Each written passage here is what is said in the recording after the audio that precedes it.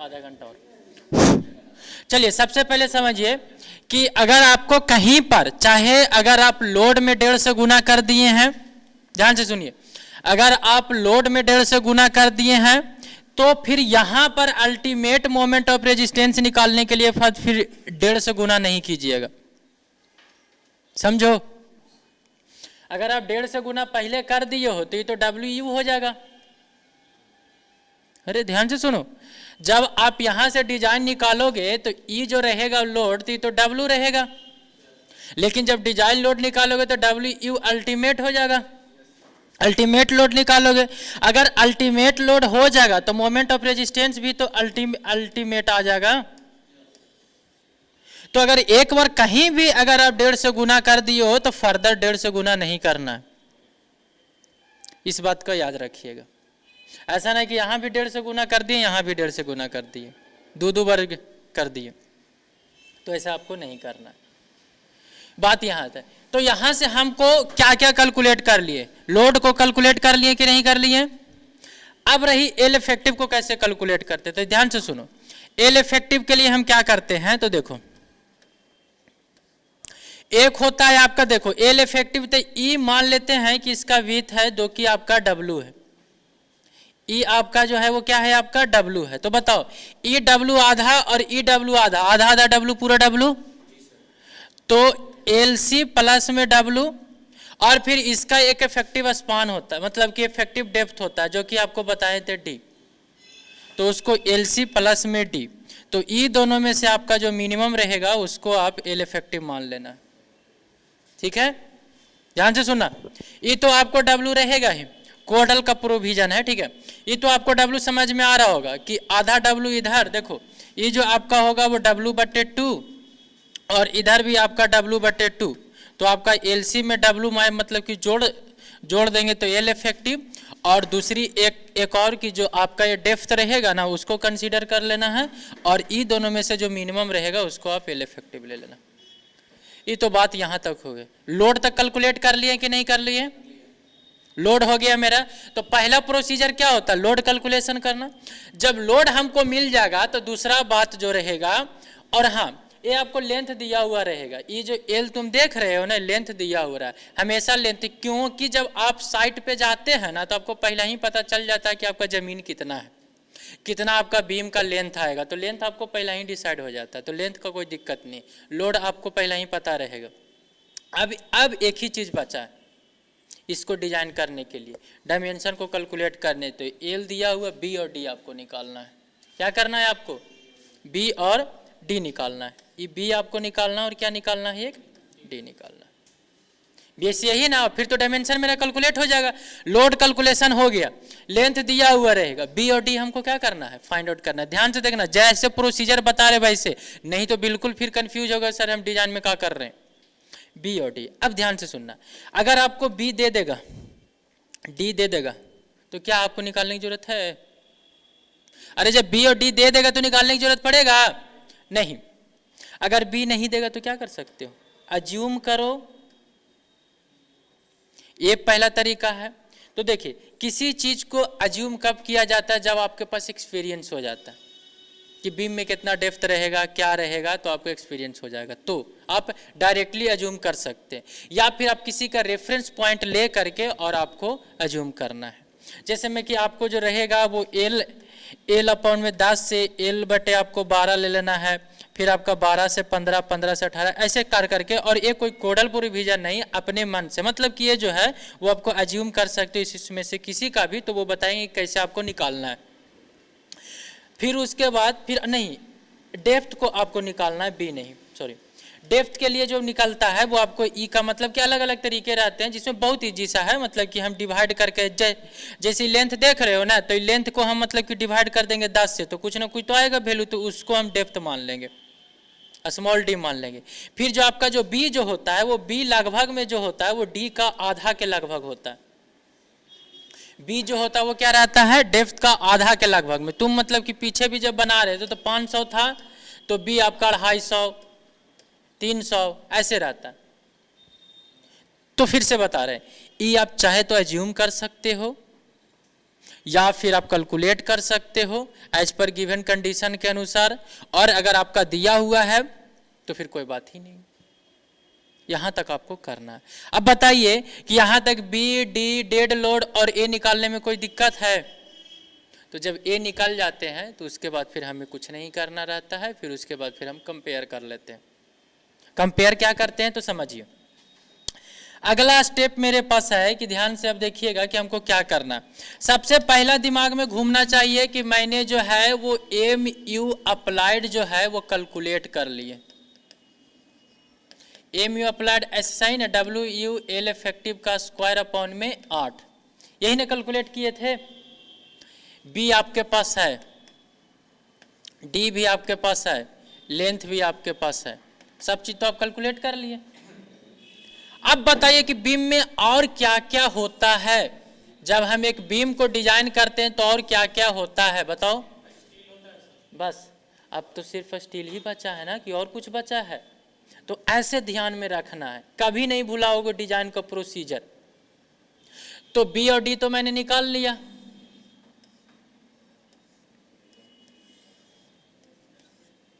ठीक है, बी और डी तो मैंने निकाल लिया। तो अब तुम बताओ अब क्या बचा है? सिर्फ और सिर्फ स्टील। अब भाई स्टील निकालेंगे, बस यही ना बचा है कि और कुछ बचा है? स्टील बचा है निकालने के लिए। तो स्टील बचा है निकालने के लिए, तो स्टील को हम कैसे निकालेंगे? तो उसके पहले हमें ये तो समझ में आना चाहिए कि इसमें सिंगली की जरूरत है कि डबली की जरूरत है, किसकी जरूरत है? तो इसके बाद एम यू अप्लाइड कैलकुलेट करना है, और दूसरी बात आपको मोमेंट ऑफ रेजिस्टेंस कैलकुलेट कर लीजिए। किसका? तो एम ओ आर लीम का आप कैलकुलेट कर लीजिए कि आपका सिंगली मैक्सिमम कितना लोड रेजिस्ट करेगा। ध्यान से सुनना, सिंगली आपका कितना मैक्सिमम रेजिस्ट करेगा, वही तो हमारे एम ओ आर लीम या फिर एम यू लीम होगा। तब तो हमको एक कंडीशन पता चलेगा कि सिंगली डिजाइन होगा कि डब्ल्यू डिजाइन होगा।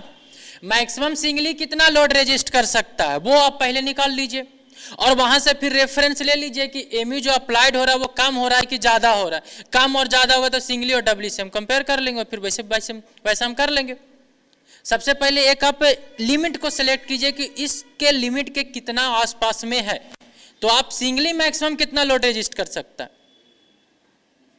तो सिंगली जो मैक्सिमम लोड रेजिस्ट कर सकता है वो एमयू लिम के बराबर है। एमयू लिम आपको बताए होंगे कि 0.148 एफसी के इंटू में बीडी स्क्वायर, और ये जो होता है वो एफी 250 के लिए। यहाँ पर स्टील की जरूरत नहीं पड़ता है, इसीलिए हम इसको निकाल रहे हैं इससे। 0.138 एफसी के इंटू में बीडी स्क्वायर, ये एफी 415 के लिए। फिर आपका 0.133 एफसी के इंटू में बीडी स्क्वायर। अब आपका जो आएगा वो इसके लिए आप निकाल सकते हो, क्या कर सकते हो? इसके लिए आप मोमेंट ऑफ रेजिस्टेंस अब निकाल सकते हो। तो अगर यहां से अगर हम मोमेंट ऑफ रेजिस्टेंस को कैलकुलेट कर लिए तो हमको एमयू लिम मिल जाएगा। अरे एमयू लिम मिल जाएगा ना। अब हम क्या करेंगे? एमयू लिम और एमयू अप्लाइड में कंपेयर करेंगे। अब हम क्या करेंगे कि अप्लाइड करेंगे। भाई जो हम अप्लाई कितना किए हैं, मैक्सिमम कितना रेजिस्ट कर सकता है स्ट्रक्चर, तो वो तो मैंने पढ़ लिया है इसको। अब अप्लाई उतना हो रहा है, तो अब हम जो है वो कंपेयर करेंगे। अब ध्यान से सुनिएगा, यहाँ पर कंपेयर में आपको क्या क्या करना होगा। कंपेयर में करना है एमयू अप्लाइड एंड एमयू लिम। तो आप हमको एक चीज बताइए कि अगर आप एमयू अप्लाइड जो कि हम पहले समझाए, अगर लेस देन एमयू लीम हो जाए तो आप क्या कीजिएगा? क्या बताए थे अभी इसके पहले बताए थे ना कि जो अप्लाई कर रहे हैं और एमयू लीम का, ध्यान से सुनो, हम अभी क्या बता रहे थे कि एक जो बीम है वो डिजाइनिंग कर रहे, इसमें लोड आ रहा है 200 किलो न्यूटन का मीटर का आ रहा है, और सिंगली आपका मैक्सिमम जो लोड रेजिस्ट कर रहा है वो आपका 300 किलो न्यूटन का है सिंगली। तो आप बताइए कि कौन सा डिजाइन होगा, सिंगली की डबली? सिंगली ना। अरे मैक्सिमम तो सिंगली 300, लेकिन आ कितना रहा है? 200। तो यहां पर जो ई जो हो गया वो एमयू अप्लाइड हो गया ना। अरे वो तो अप्लाइड हो गया और ये सिंगली रेजिस्ट कर रहा है, यानी कि मैक्सिमम मतलब कि एमयू लिम हो गया ये। तो एमयू अप्लाइड अगर एमयू लिम से काम हो गया तो कौन सा बीम डिजाइन होगा? सिंगली। तो beam should be designed singly and under enforce section. ध्यान से सुनना, under enforce section. Beam singly तो डिजाइन होगा, लेकिन किस टाइप का सेक्शन डिजाइन होगा?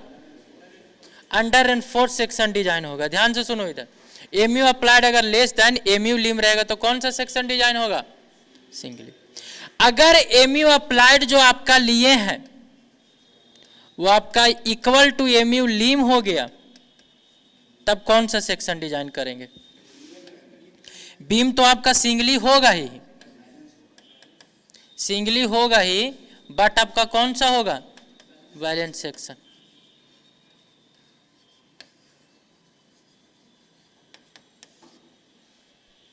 ध्यान से समझना, यहां तक तो सिंगली डिजाइन हो रहा है, यहां तक क्या है? सिंगली।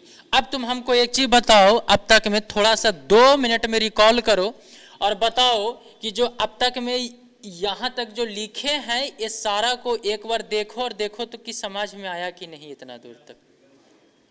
इधर देखो और कहीं पर दिक्कत है तो पूछ लो। अब तक में मैंने लोड को बताया कैलकुलेट करने के लिए कि कैसे कैलकुलेट करना है, दूसरा एमयू अप्लाइड बताया, एल इफेक्टिव बताया, बी हाँ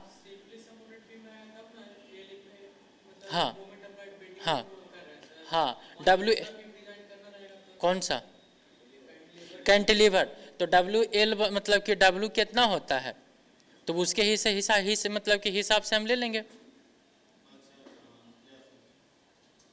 एमयू जो होता है वो आपका जब कैंटिलीवर का रहेगा तो हम कैंटिलीवर का देख लेंगे, ठीक है। तो वो मतलब कि नेक्स्ट फेनोमेनन है, ठीक है, वो को मैं और बाकी बात जो मतलब कि मोमेंट ऑफ जो रेजिस्टेंस कैलकुलेट करने का फॉर्मूला होता है वो सब बीम के लिए सेम होता है। मतलब कि चाहे वो आपका ए रह जाए सिंगली, मतलब कि ए आपका सिंपली सपोर्टेड या फिर कैंटिलीवर का भी हम क्वेश्चन करवाएंगे, ठीक है, टेंशन नहीं लेना। पहले ए बताएं, शीश में बताओ, यहाँ तक में क्लियर है ना सबका? ठीक है, एमयू। अब यहां से बात आता है कि अगर एमयू अप्लाइड, ध्यान से सुनिएगा यहां से, अगर एमयू अप्लाइड जो है वो आपका ग्रेटर देन हो जाए एमयू लिम से, उस केस में आपका 2 केसेस बनता है, केस ए और केस बी। क्या करेंगे हम? ध्यान से सुनिए, क्या करेंगे बताइए। देखो, अगर एमयू अप्लाइड अगर ग्रेटर देन हो जाए एमयू लिम से तो पहला जो है वो इफ पॉसिबल, अगर पॉसिबल है तो चेंज द डायमेंशन।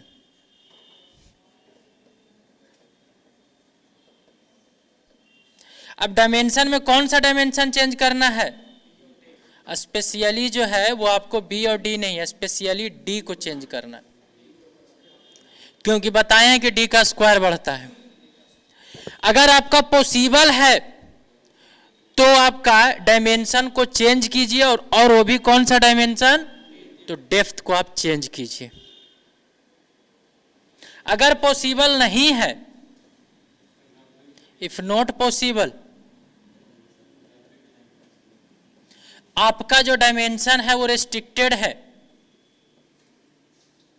रेस्ट्रिक्टेड है, तो डिजाइन कीजिए आप डबली बीम। ऐसे नहीं डिजाइन करना है, डबली रेनफोर्स्ड बीम डिजाइन कर दीजिए। कौन सा बीम डिजाइन हो जाएगा? डबली रेनफोर्स्ड बीम डिजाइन हो जाएगा। इस केस में आपका पॉसिबल नहीं है तो डब्ल्यू। और डबली कितने के लिए अप्लाई मतलब कि डिजाइन करेंगे हम? डबली कितने मोमेंट ऑफ रेजिस्टेंस के लिए डिजाइन करेंगे? तो ध्यान से सुनिए, एमयू जो 2 होगा वो आपका वायलेंस का हो जाएगा, वो एमयू अप्लाइड में से एमयू लिम को हम माइनस करेंगे। ए पॉइंट को समझो यहां पर, क्योंकि देखिए मेरे पास हम बताएं कि बीम है, बीम में आ रहा है 600 किलो न्यूटन, सिंगली आपका जो है वो 400 मैक्सिमम रेजिस्ट करेगा। तो जो डब्ल्यू आपका जो डिजाइन होगा MU2 वो आपका अप्लाइड में से 400 माइनस करेंगे यानी 200 के लिए, यानी 200 के लिए जो हम डिजाइन करेंगे वो क्या करेंगे, हम डब्ल्यू डिजाइन करेंगे। ये था आपका प्रोसीजर। अब रही बात कि डिजाइन कर लेंगे डब्ल्यू। अब रही बात कि सर यहां से तो हमको पता चल गया, अगर वो सिंगली रहेगा तो एरिया ऑफ स्टील हम कैसे निकालेंगे, मेन तो बात वो रहे। सिंगली रहेगा तो एरिया ऑफ स्टील कैसे निकालेंगे, ध्यान से सुनना। अगर सिंगली रहेगा तो आपको कोई फॉर्मूला नहीं देखना है, एकदम यहां से जो बता रहे हैं एकदम वही फॉर्मूला आप देखिएगा। अगर आप सिंगली डिजाइन कर रहे हैं तो आपके पास एक फॉर्मूला है मोमेंट ऑफ रेजिस्टेंस टेंशन से कि 0.87 Fy इंटू में AST और D माइनस में 0.42 XU। यहाँ पर आप रखिएगा, जब आप सिंगली डिजाइन करें तो MU अप्लाइड, MU लीम नहीं रखिएगा। क्या रखना है, MU अप्लाइड रखना है, ठीक है। क्योंकि देखिएगा यहाँ से, इसलिए क्योंकि आप यहाँ पास बताइएगा, देखिए अगर MU अप्लाइड मान लेते हैं कि आप इस सिंगली डिजाइन करें तो MU applied less than MU लिम है। अगर MU लिम वाला रख दोगे तो फिर तो वो बैलेंस का डिजाइन हो जाएगा और फिर वो उतना तो आपको मतलब कि जरूरत नहीं है, तो वो तो फिर अनइकोनॉमिकल में चले जाएगा ना। जितना हमें जरूरत है उतना ही ना रखेंगे हम, तो MU अप्लाइड रखेंगे। अगर हम बैलेंस वाला डिजाइन करेंगे तब भी हम MU अप्लाइड रखेंगे, क्योंकि तो दोनों बराबर हो गया, तो इसमें कोई बात ही नहीं है। तो MU हम अप्लाइड वाला रखेंगे तभी तो वो सेक्शन अंडर एनफोर्स डिजाइन होगा ना। तो आप हमको एक चीज बताइए कि यहाँ पर रखिएगा MU अप्लाइड वाला, तो बताइए आपको MU अप्लाइड का डेटा पता है या नहीं है, ध्यान से सुनो, पता है ना। अब उसके बाद बताइए आपको स्ट्रेस पता रहेगा, बताओ स्ट्रेस पता है, एरिया ऑफ स्टील आपको फाइंड आउट करना है, यही तो आपको फाइंड आउट करना है। डी आपको पता है, निकाल लिए हो।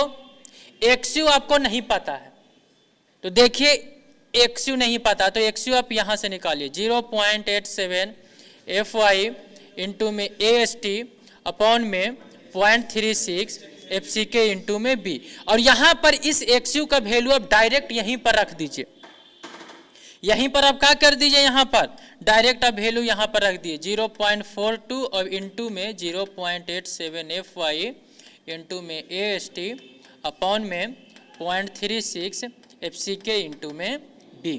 ये आप डायरेक्ट रख सकते, नहीं तो AST का आपका डायरेक्ट एक फॉर्मूला दिया हुआ है 0.5 Fy अपॉन में, यानी कितना तो था यार, याद हो नहीं आ रहा, देखना बुक में होगा, ठीक है। तो इसी प्रकार का होगा। तो ये जो होता है ना, जो आपको लिखा हुआ है, ध्यान से सुनिए, EST को इधर उधर जब कार करके रखोगे ना तो आपको वो वाला फॉर्मूला आ जाता है। बुक में तुम देखोगे, ध्यान से सुनो, जो हम बता दे रहे ऐसे होगा 0.5 FCK अपॉन में Fy, फिर आपका अंडर रूट करके 1 - 1.5 ऐसे करके है, ठीक है, वो तुम देख लेना। तो वो जो फॉर्मूला आया है, ध्यान से सुनो, वो जो फॉर्मूला आया है वो इसी को आगे पीछे करके आए हैं, ठीक है। तो आप ये फॉर्मूला क्यों याद करने जाओगे भाई, काहे हम फालतू में टेंशन लेने जाएंगे। तो आप यहां से निकाल लीजिएगा, कहां से निकाल लोगे, यहां से। तो आपको यहां से बताइए कि यहां पास अननोन केगो है, एरिया ऑफ स्टील, आपको यहां से AST आप प्राप्त कर लोगे।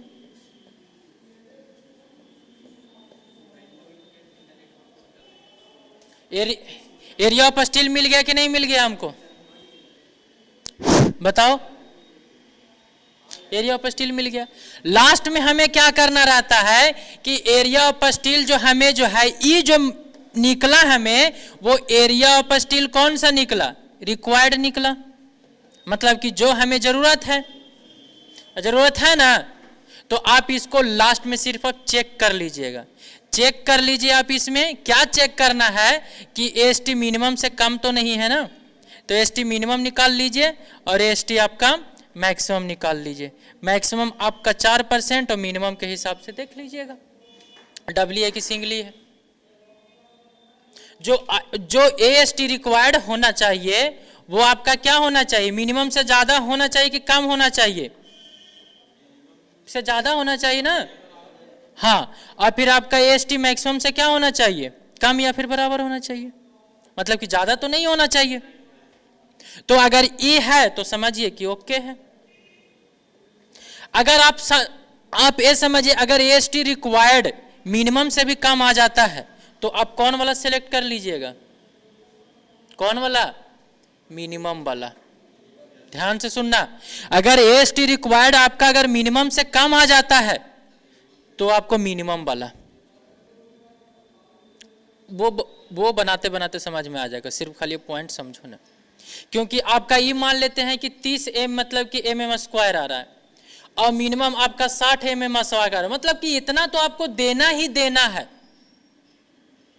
आए चाहे कितनों, तो आ रहा है 30 तो आपको दीजिएगा कौन वाला, 60 वाला। मिनिमम इसलिए एक रेंज होता है ना कि मिनिमम और मैक्सिमम का, तो मिनिमम और मैक्सिमम के बीच में अगर आपका वैल्यू आ रहा है तब तो सही है, नहीं तो अगर मिनिमम से भी आपका कम आ रहा है तो मिनिमम वाला अडॉप्ट कर लीजिए, ये आपका प्रोसीजर।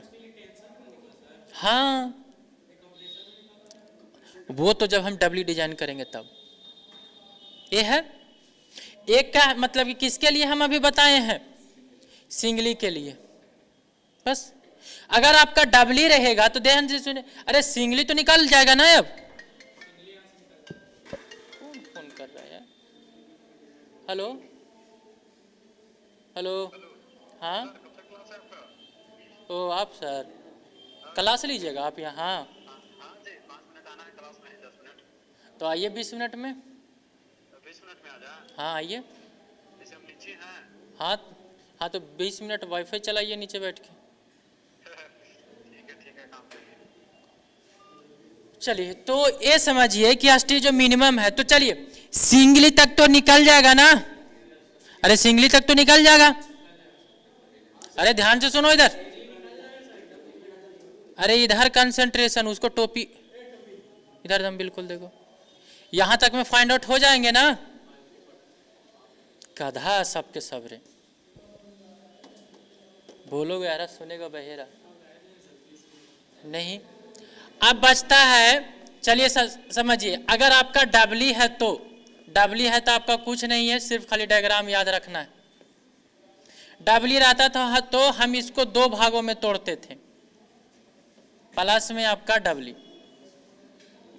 पहले वाला में क्या रहता था, AST1, दूसरे वाले में क्या रहता था, AST2, और फिर क्या रहता था, ASC। ASC का फॉर्मूला क्या था आपका, मोमेंट ऑफ रेजिस्टेंस ASC से बता दिए,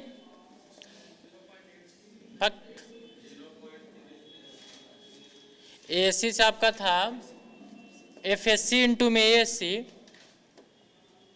देखिए FSC इंटू में ASC माइनस में 0.45 FCK इंटू में ASC इंटू में D माइनस में D डैश, ये था। ये जो सिंगली होता है वो मैक्सिमम कितने के लिए डिजाइन कर सकते हैं, MU लिम के लिए। मैक्सिमम किसके लिए, MU लिम के लिए। और जो आपका E जो डिजाइन करेंगे वो आपका कितना होना चाहिए, जो आपका MU, जैसे में कि MU E अप्लाइड आ रहा है, MU अप्लाइड, तो MU लिम के लिए तो E डिजाइन कर दिए। रिमेनिंग जो MU2 जो होगा वो आपका क्या होगा, MU अप्लाइड माइनस में MU लिम। तो बताइए यहां पर आप MU2 रख दोगे तो ASC आपका निकल जाएगा कि नहीं निकल जाएगा, D आपको पता रहेगा, D डैश पता रहेगा, तो यहां से ASC, यही वाला AST2 से लिख लीजिए। तो यहां आपका मोमेंट ऑफ रेजिस्टेंस अगर आप टेंशन से निकालोगे तो 0.87 FY इंटू में AST2 D माइनस में D डैश। यहां पर आप मोमेंट ऑफ रेजिस्टेंस 2 वाला रख दोगे तो AST2 निकल जाएगा कि नहीं निकल जाएगा, अरे निकल गए हैं, ध्यान से सुनोगे। अब बताओ कि यहां पर AST1 रखना है तो आपको मोमेंट ऑफ रेजिस्टेंस टेंशन से ले लो, 0.87 FY इंटू में AST1 और D माइनस में 0.42 XU, और फिर XU की जगह पर आप रख दीजिए 0.87 FY इंटू में ST1 अपॉन में 0.36 FCK इंटू में B इवन है। अब हमको ये बताइए कि ST1 यहाँ से आप मोमेंट ऑफ MU लीम का रख दीजिएगा। बताइए यहाँ से आपको ST1 मिल गया, यहाँ से आपको ST2 मिल गया, यहाँ से आपको SC मिल गया। तुमको बताओ क्या डिजाइनिंग का बड़ा कुछ लगा? सिर्फ क्या है, पहले वाला फॉर्मूला को घुमा घुमा करके बना लो। इसीलिए बता रहे थे कि पहले जब तक अच्छे से नहीं याद करोगे, नहीं कुछ करोगे, तो आगे का नहीं समझ में आएगा। हम तुमको क्या एक नया कोई फॉर्मूला बताए हैं डिजाइनिंग में? एक भी तुम हमको बता दो। सिर्फ कंसेप्ट है इसमें, कुछ और है नहीं। यही कंसेप्ट अगर आपको क्लियर नहीं होगा तो मतलब कि इसका जो मतलब कि हम जब लिखवाएंगे तो 4 पेज और 5 पेज का रहेगा स्टेप बाय स्टेप। तो बोलोगे सर लगता बहुत टफ है। कच्ची टफ है बता दो हमको कहीं पर। देखो ना पटाख से तो सब निकल गया। डब्ल्यू का डिजाइन कर, अब तुम चेक कर लो ST मिनिमम का फिर डिटेलिंग कर लो B और D सबका B मूम बना करके, बस खत्म हो गया। तो डिजाइनिंग का प्रोसीजर खत्म। तुमको पहले ही बताए हम, तुमको पता चलेगा ना कि सिंगली डिजाइन कर रहे हैं कि डबली डिजाइन कर रहे हैं, बस खत्म। ST1 ST2 ये था आपका ये प्रोसीजर था जिसमें हम ये समझें कि आपका कितने पेजेज के थे, आपका कितने थे।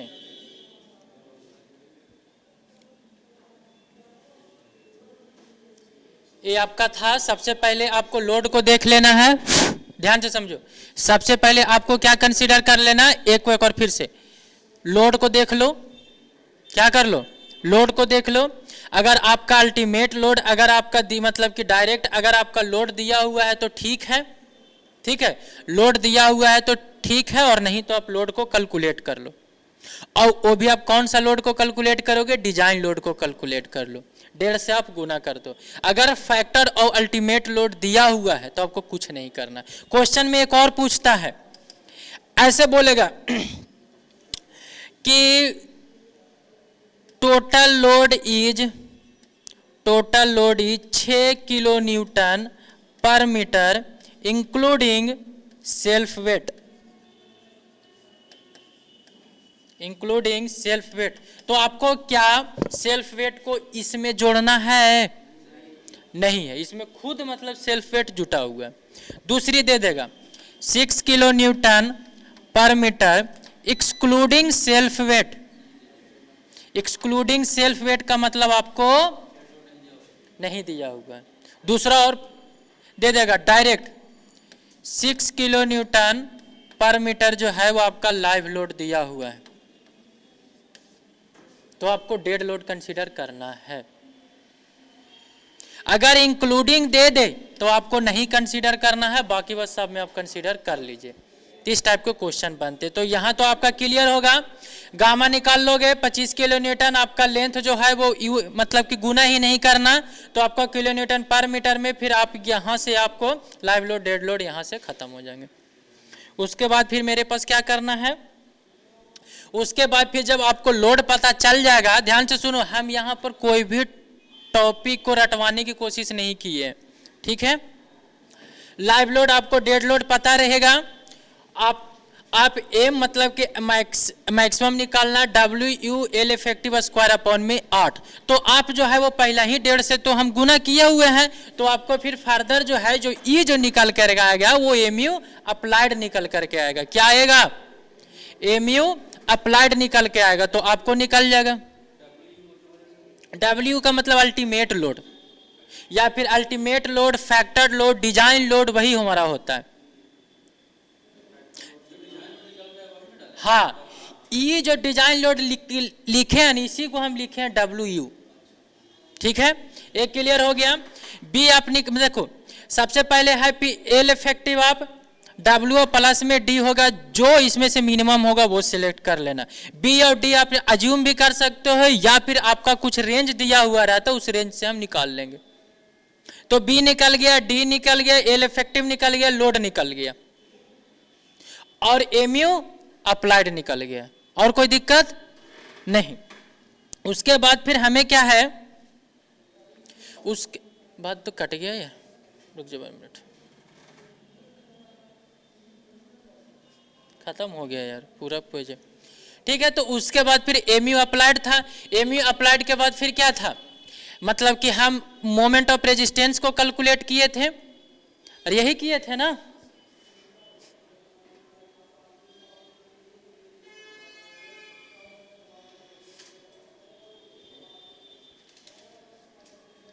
ये आपका था प्रोसीजर, आपका ये था, उसके बाद ये था। नहीं आएगा इसमें, साफे नहीं आएगा, बहुत बड़ा पेज गया था, आएगा ही नहीं। चलो छोड़ो। उसके बाद फिर जो था वो आप फैक्टर मोमेंट निकाल लीजिए, फिर एमयू लिम निकाल लीजिए, और फिर बाकी बात फिर कंपेयर करके और फिर डिजाइन कर लीजिए।